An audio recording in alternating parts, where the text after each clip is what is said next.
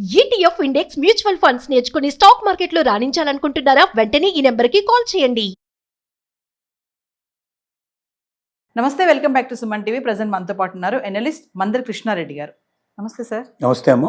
Sir, ఇక budget విషయానికి వస్తే మరొక అంశంలోకి వెళ్తే విదేశీ అంటే పర్యటనలు చేసే వాళ్ళకి, ఇతర విదేశాలు చదువుకోవడానికి వెళ్లే వాళ్ళకి మరి ఈ బడ్జెట్ లో కొంచెం రిలాక్సేషన్ ఉందని చెప్తున్నారు. ఒకసారి వివరాలకు వెళ్తే విదేశీ పర్యటనకు వెళ్లే వాళ్లకు గతంలో 10 లక్షలకు మించి వాళ్ళు ఏదైనా ఖర్చు చేసినట్టయితే 20% దాకా టీసీఎస్ అక్కడే మినాయించేటువంటి అవకాశాలు ఉండేవి. అప్పటికప్పుడే కట్ అయిపోయి. రెండోది అలాగే విదేశీ విద్య, విదేశీ వైద్యం ఇలాంటి వాటి అన్నింటిలో కూడా ఇది కంటిన్యూస్ ప్రాసెస్గా ఉండేది.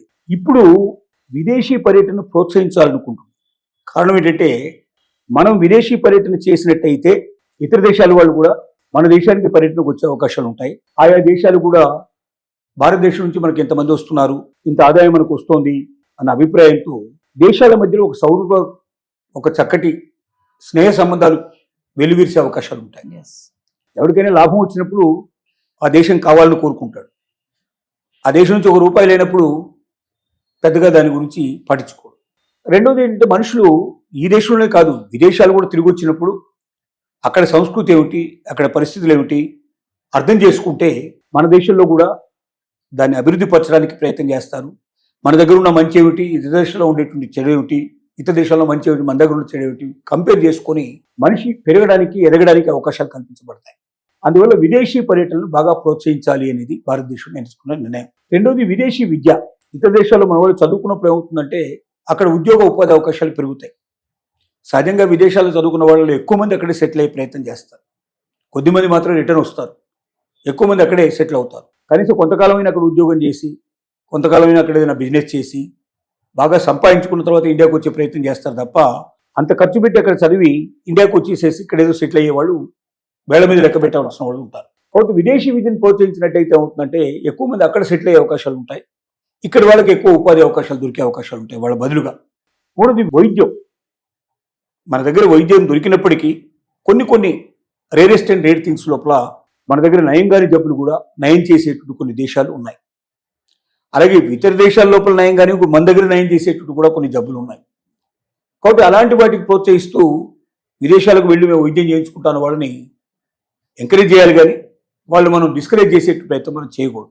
ఈ 3 దృక్పథాలతోటి విదేశ పర్యటనకు వెళ్ళేవాళ్ళు, విదేశాల్లో విద్య నేర్చుకోవడానికి వెళ్ళేవాళ్ళు, విదేశాల లోపల వైద్యం చేయించుకోవడానికి ప్రయత్నం చేసే వాళ్ళని ఈ ముగ్గురికి కూడా మేలు జరిగేటట్టుగా టీసీఎస్ని ఇప్పుడు 2%కి తగ్గించేందుకు డిసైడ్ చేశారు. అది 10 lakhs దాటినా కూడా 2%. దీనివల్ల చాలా మేలు జరుగుతుంది. వాళ్ళు దాదాపు 20% మిగిలే అవకాశాలు ఉంటాయంటే 100కి ₹20 కట్టాల్సి వచ్చేది ఇప్పుడు ₹2 కడితే చాలు, ₹18 మిగులుతాయి. లక్షల్లో ఉంటాయి. విదేశాలకు వెళ్ళడం అంటే కంపల్సరీ లక్షల మీద ఖర్చు పెడతారు. లక్షల మీద ఖర్చు పెట్టినప్పుడు ఏమవుతుందంటే ఈ రకంగా చూస్తే వాళ్ళకి ఎంతో డబ్బు ఆదా అయ్యే అవకాశాలు ఉంటాయి. అలాగే వైద్యం కోసం వెళ్ళేవాళ్ళు కానీ అసలే వాళ్ళు వైద్యం చేసుకోవడానికి వెళ్తున్నారు, ఇంకా ఖర్చులో ఇంకా ఎక్కువ ఖర్చు పెడితే ఇంకా ఎక్కువ బాధపడే అవకాశాలు ఉన్నాయి. తగ్గించే ప్రయత్నం చేశారు. ఇది ఒక శుభ పరిణామం మనం చెప్పుకోవడానికి అవకాశం ఉంది. రెండోది ఏమిటంటే దీంతో పాటుగా ముఖ్యంగా వ్యాపారం చేసేవాళ్ళు, వ్యాపారం చేసేటువంటి వాళ్ళకి మాత్రం పెద్దగా తేడాలు ఏం తీస్తారు.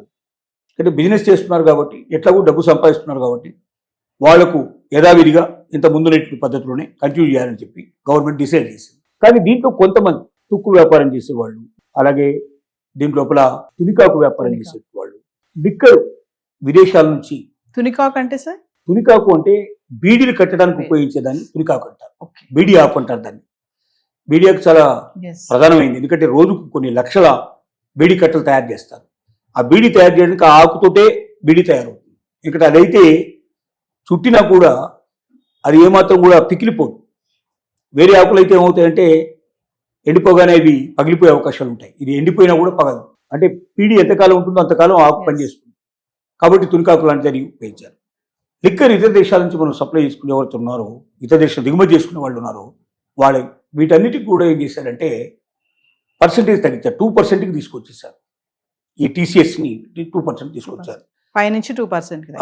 ఎందుకంటే ప్రోత్సహించాలి వీళ్ళకు. ఎందుకు ప్రోత్సహించాలంటే వాటి కూడా కోరుకునే వాళ్ళు ఉన్నారు. ఏ రెస్టారెంట్ రేట్గా ఉండేటువంటి విదేశీ మద్యాలు కొన్ని ఉంటాయి, అవి తాగడానికి సిద్ధపడేటువంటి వాళ్ళు ఇండియాలో కొంతమంది ఉన్నారు. వీళ్ళని మనం డిస్కరేజ్ చేయడానికి వీల్లేదు. అందరి అవసరాలు తీరాలి కాబట్టి ఆ రకం కూడా గవర్నమెంట్ ప్రోత్సహించడానికి సిద్ధపడుతుంది. తునికాకు మీద తగ్గించడం వల్ల ఏమవుతుందంటే ఎక్కువ బీడీ మీద ఆధారపడ్డటువంటి కార్మికులు కొన్ని లక్షల మంది ఉన్నారు. ముఖ్యంగా మహిళలు, ఎక్కువగా బీడీ చుట్టే వాళ్ళందరూ కూడా మహిళలు. గ్రామీణ ప్రాంతాల్లో వీళ్ళు చాలా ఎక్కువ ఉంటారు. అడవుల్లో ఎక్కువగా ఇది జరుగుతూ ఉంటుంది. Yes. అడవులకు దగ్గరగా ఉండే ఊళ్ళల్లో ఎక్కువ జరుగుతుంది. మన తెలంగాణలో ముఖ్యంగా తునికాకు బీడీ పరిశ్రమ చాలా విపరీతంగా ఉంది.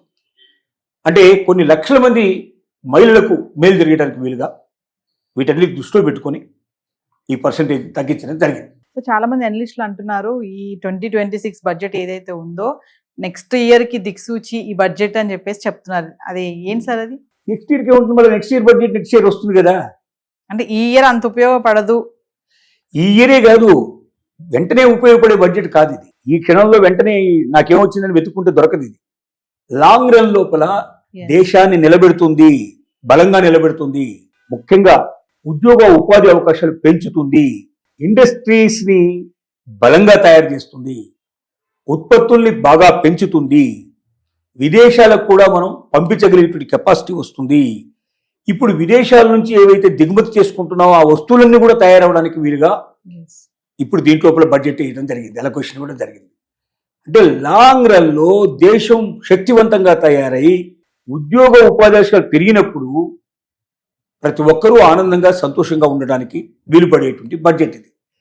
కానీ ఈ రోజుకి లెక్క పెడితే పెద్దగా దీనివల్ల ఉపయోగం వ్యక్తిగతంగా ఏమీ లేదు. దీన్ని దృష్టిలో పెట్టుకొని మనం ముందుకెళ్ళాలి. Thank you.